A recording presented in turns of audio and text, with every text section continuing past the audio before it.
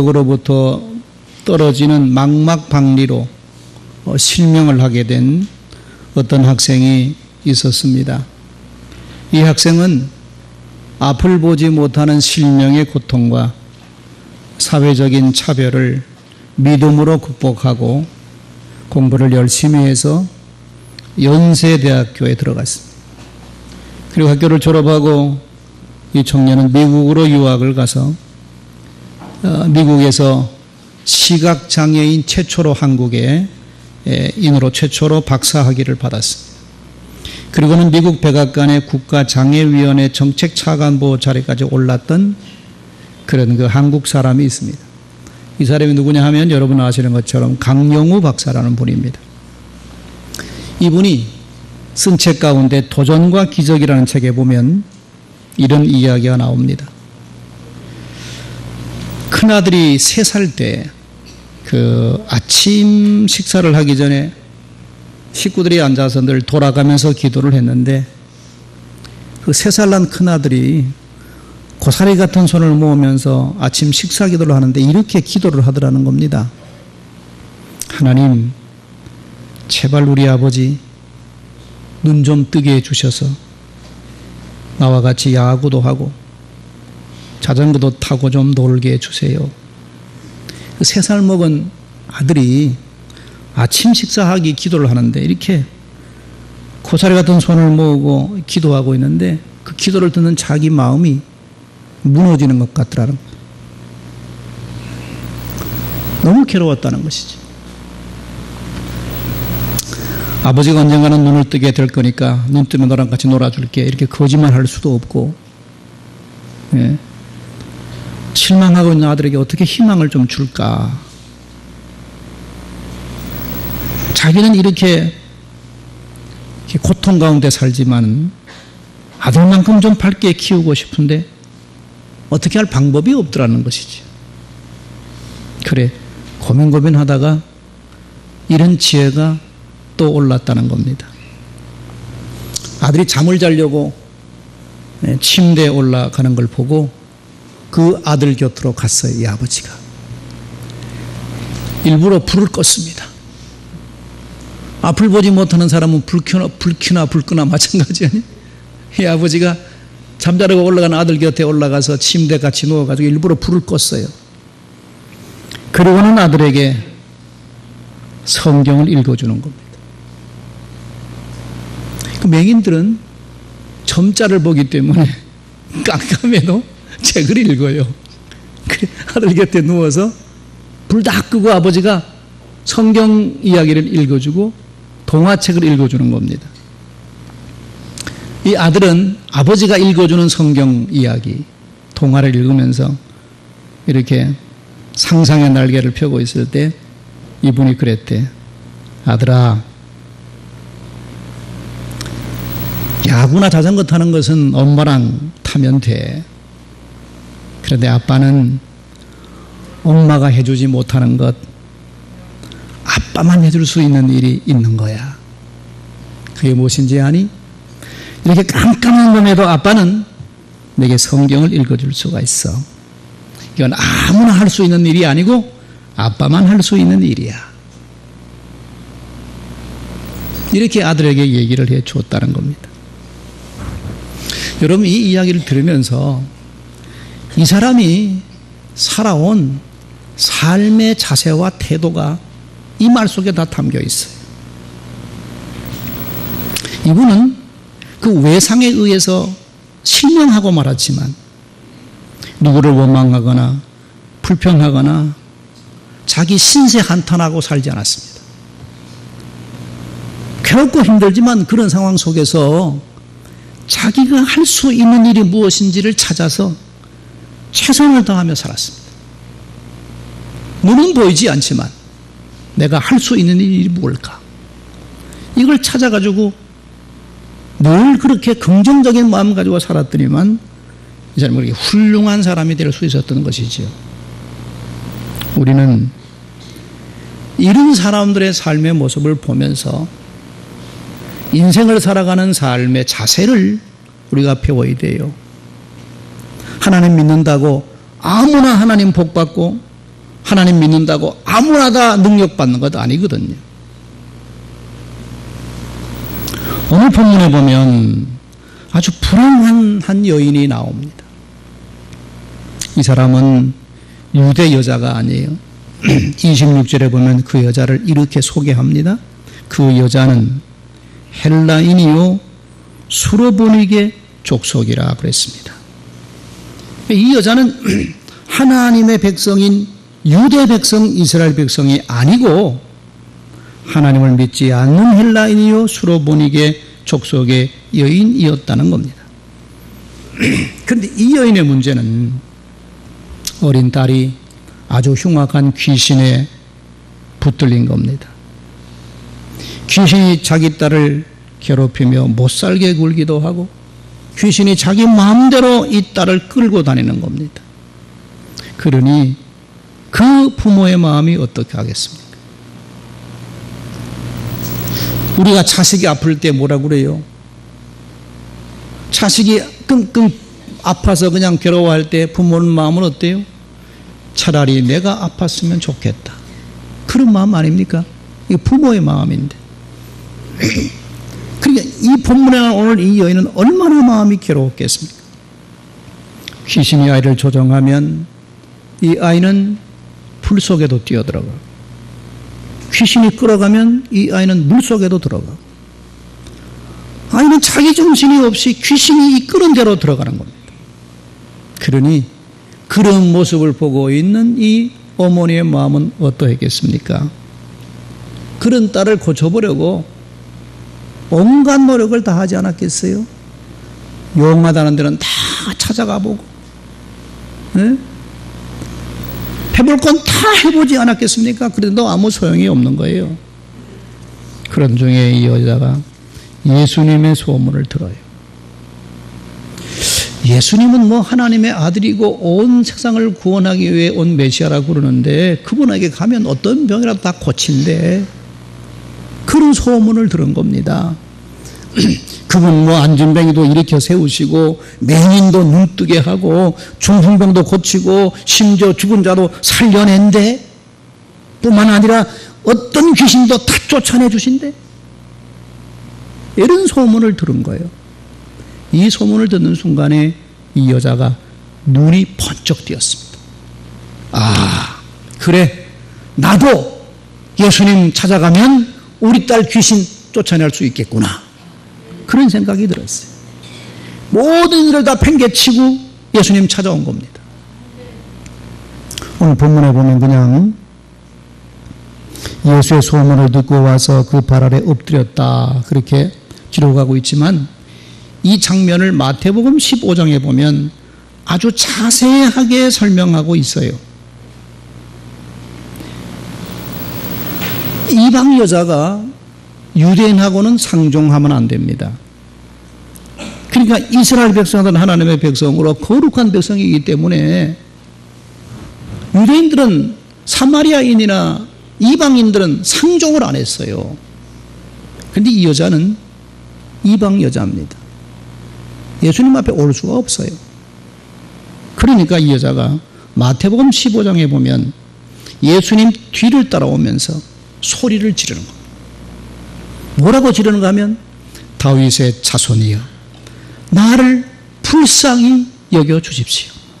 내 딸이 흉악한 귀신 들렸는데 귀신을 좀 쫓아달라고 소리를 지르고 있었던 거예요. 소리 지르면 들리잖아요. 뒤에서 소리 지르면 돌아보잖아요. 여러분 우리도 뒤에서 누가 소리 지르면 돌아보지요? 근데 예수님은 뒤도 안 돌아보십니다. 그렇게 여자가 소리 지르는데도 아무 말이 없어.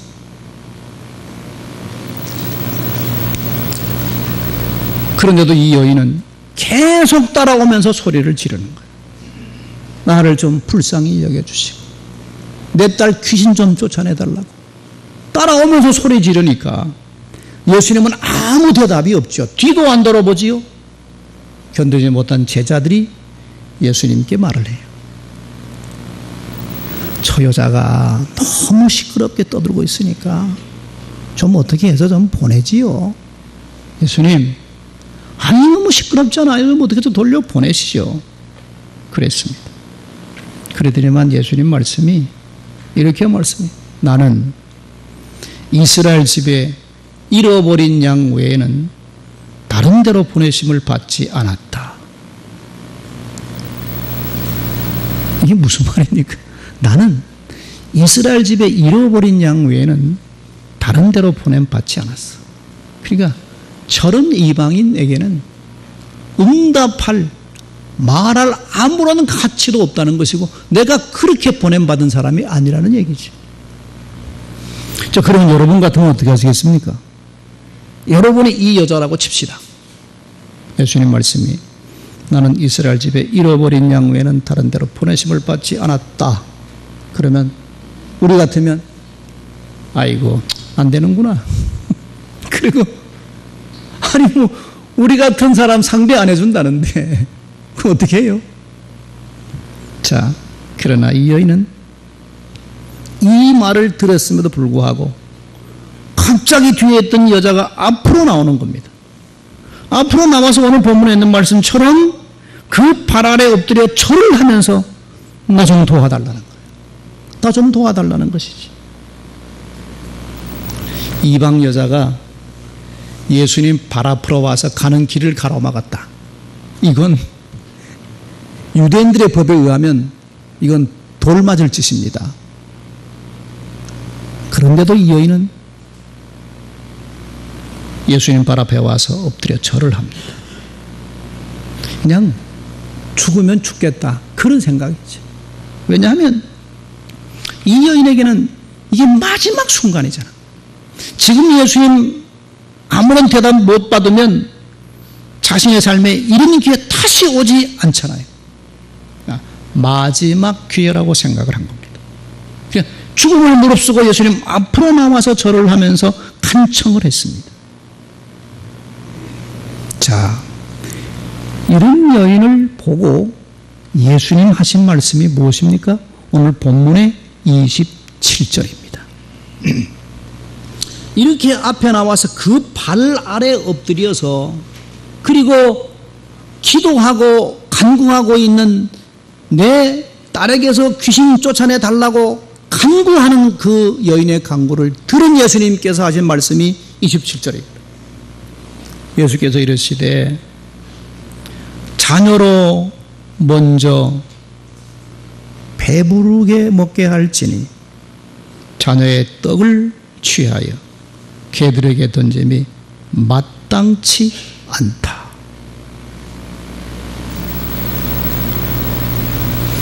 자녀의 떡을 취해서 개들에게 던짐이 마땅치 않다는 얘기입니다.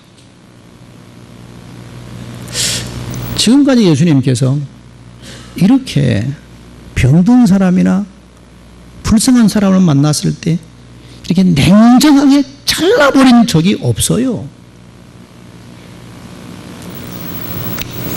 온 인류를 구원하기 위해서 오셨다는 예수님이 어떻게 이렇게 쌀쌀 맞을 수가 있어요? 아주 냉정하게 거절해버리잖아.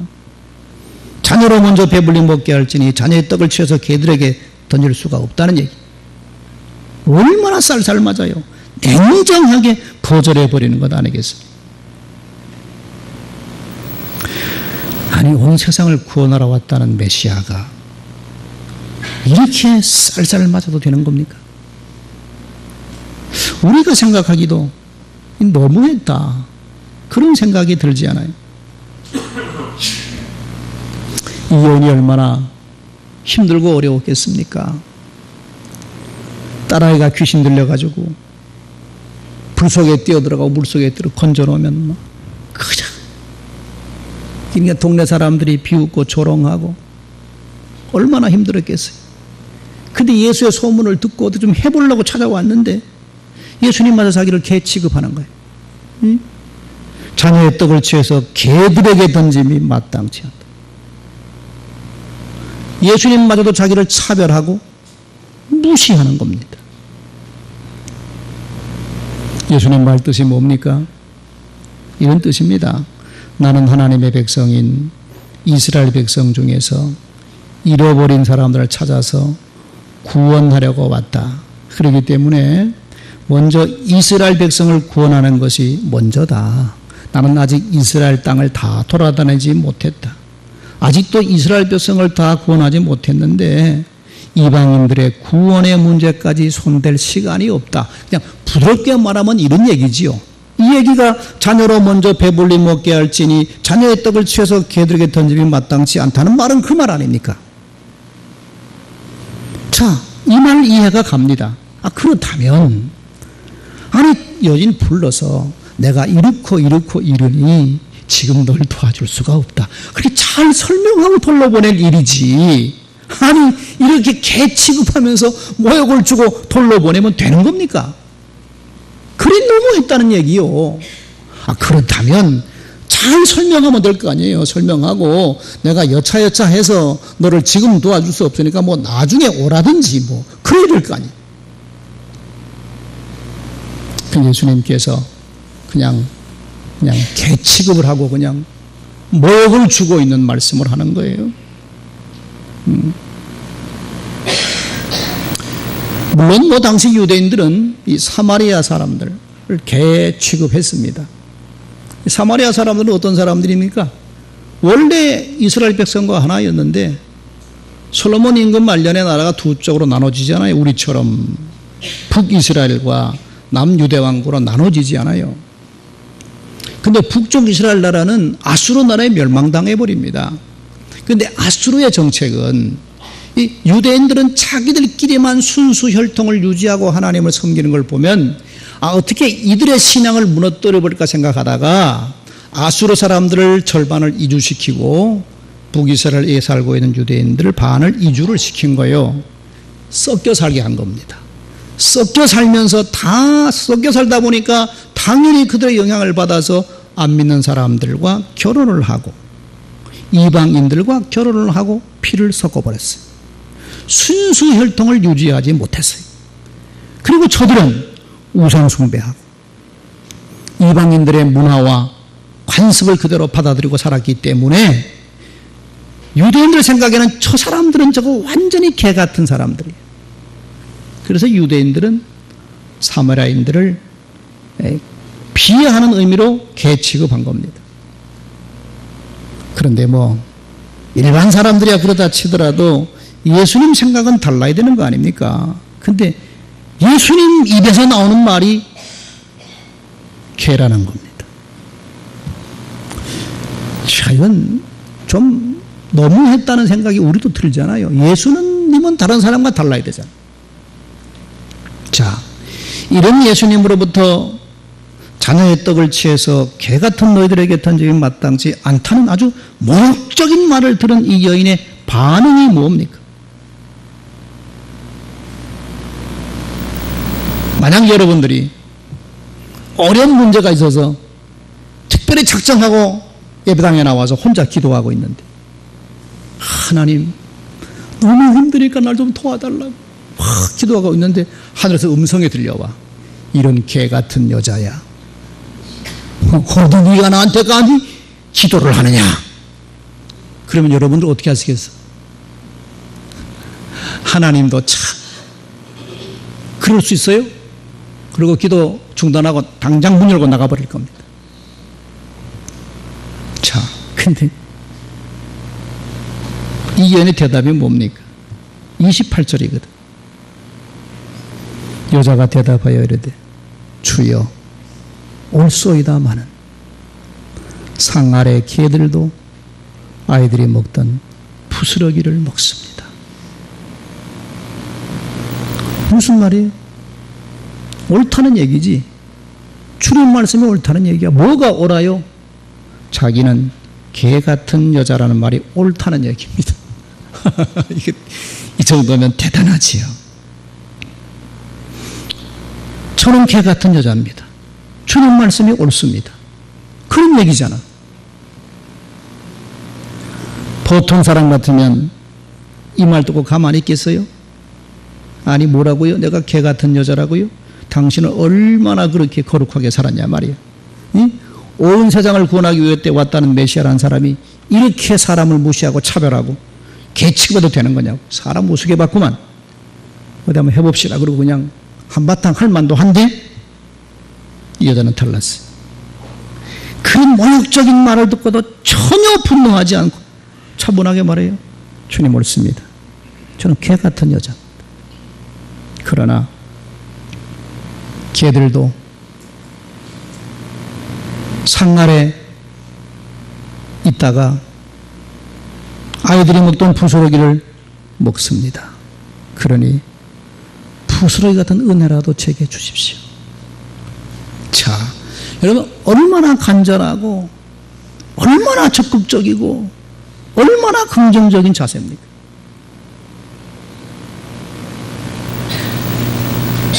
여기에 하나님, 여기서 여기 말을 듣고 주님이 감동하시고, 이전에 TV에 장보고 일생을 그린 해신이라는 드라마가 있었죠. 해신. 저는 그 드라마를 다 보진 않았는데 중간중간을 봤어요. 근데 그 드라마 마지막 장면에 보면 장보고를 돕던 장보고의 여인이 있지요. 사랑하는 사람. 정화 아가씨가 체포되어서 잡혀갑니다. 장보고는 그 사랑하는 사람을 구하러 갈 능력이 없어요. 구하러 갔다간 자기도 죽게 생겼어. 능력이 없어요. 어떻게 해볼 수가 없으니까 그냥 가만히 있는 겁니다. 그러니까 정화 아가씨는 죽을 수밖에 없지요. 근데 이 아가씨가 죽기 전에 마지막 이런 말을 합니다. 사랑이란 내가 사랑하는 사람의 결정을 전적으로 믿고 신뢰하는 것입니다. 그러면서 죽습니다. 저는 이 장면이 너무 감동적이더라고요.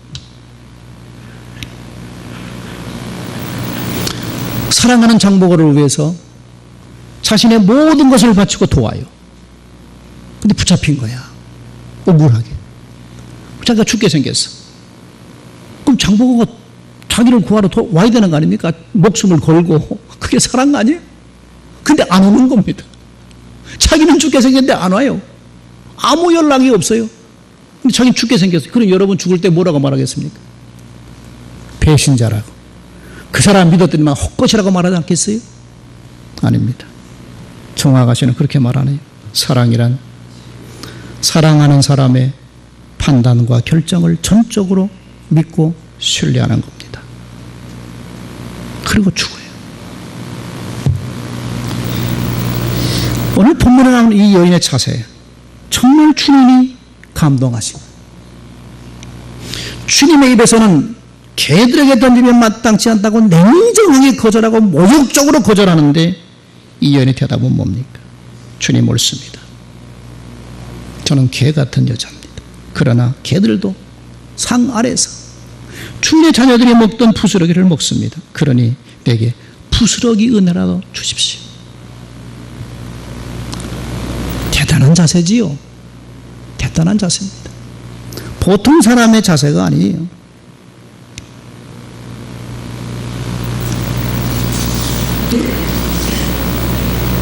나폴레옹 힐이라는 사람은 유명한 교수님인데 그가 쓴 책 중에 당신 안에 기적을 키워라는 책이 있어요.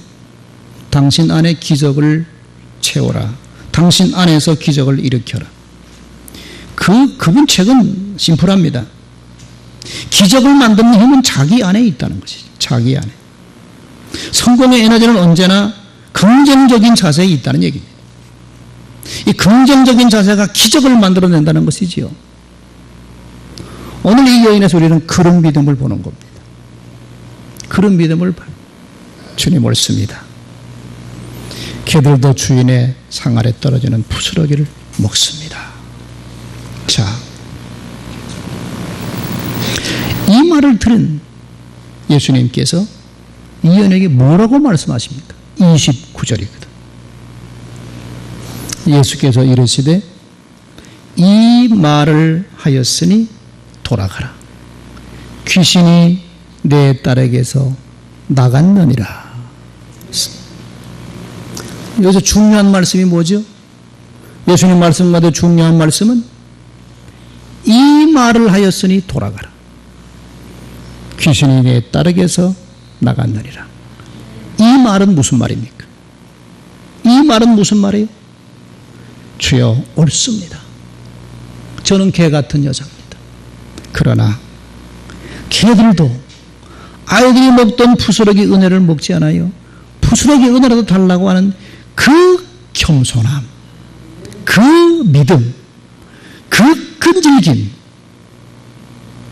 주님 보신 것입니다. 이 말을 하였으니 돌아가라. 내 딸에게서 귀신이 나간다니라. 예수님께서 보신 건 뭡니까?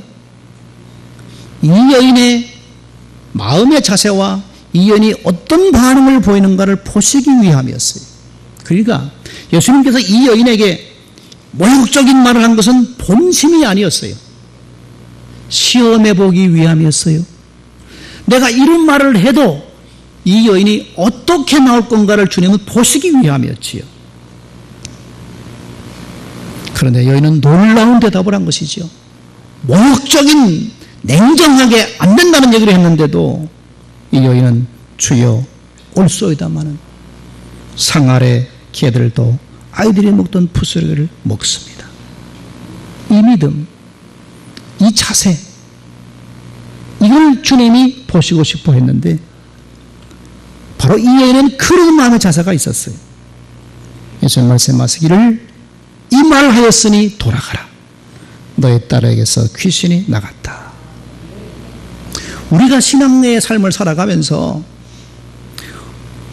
문제와 어려움 속에 어떤 자세를 가지고 내가 이걸 대처해 나가는가 하는 것이 중요하다는 얘기죠. 오늘 얘기는 예수님의 능력을 우리가 보자는 얘기가 아닙니다. 어떤 자세로 주님 앞에 나가고 어떤 믿음의 자세를 가지고 살아가야 주님의 응답을 받을 수 있느냐는 것이에요. 그러므로 내게 있는 시련과 어려움, 약함 때문에 낙심하지 말고 인정하고 더욱 하나님 앞에 겸손하게 엎드려 매달려 기도해야 됩니다. 그리고 주님이 어떤 말씀을 하시든지 주여 옳습니다마는 부스러기 은혜라도 내게 주십시오. 이런 자세로 엎드려 기도하면 주님께서 우리의 마음의 자세, 우리가 신앙생활하는 그 태도를 보시고 우리에게도 응답해 주실 줄 믿습니다. 이 말을 하였으니 돌아가라. 너의 문제가 해결되었느니라. 그런 주님의 응답이 우리에게도 있을 줄로 믿습니다. 기도하십시오. 하나님, 우리가 살아가느라면 때로는 시련도 당하고 어려움도 당합니다. 그럴 때마다 이런 시련과 어려움을 준 사람을 바라보고 불평하거나 원망하거나 한탄하지 말게 도와주시고 주님 바라보면서 이 오늘 본문에 나온 이 수로보니의 여인처럼 부스러기 은혜라도 내게 주십시오. 겸손하게 엎드려 주님의 도우심을 간구하고 나갈 때 주님께서도 살아계셔서 오늘 우리의 삶에도 응답해 주실 줄 믿습니다.